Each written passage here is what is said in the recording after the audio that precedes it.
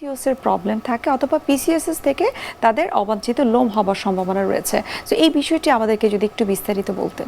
Globally unwanted হেয়ারের রেঞ্জটা যদি 4 থেকে 11% হয়, সেক্ষেত্রে দেখা গেছে কি 60 বা 70% কেসই হচ্ছে পিসিওএস।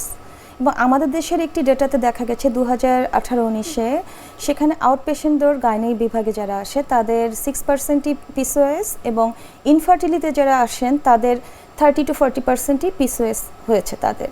তাহলে দেখুন যে পিসিওএস কীভাবে আমাদেরকে প্রভাবিত করছে এবং এটি চাইল্ড বিয়ারিং এজেই কিন্তু পিসিওএসটি হয়।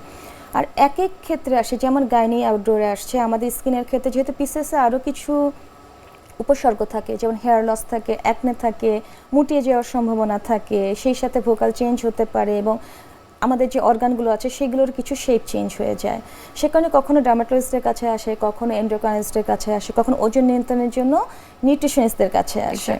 তাহলে পিসিওএসের কজগুলো কি? আমাদের মেইল হরমোনটা যখন বেড়ে যায় মেয়েদের শরীরে, অ্যান্ড্রোজেন, এবং আমাদের ইনসুলিন সেন্সিটিভিটিটা কমে গিয়ে ইনসুলিন রেজিস্ট্যান্স হয়। এরপরে আমাদের যে লুটিনেজিং হরমোন থাকে সেটিও কমে যায়।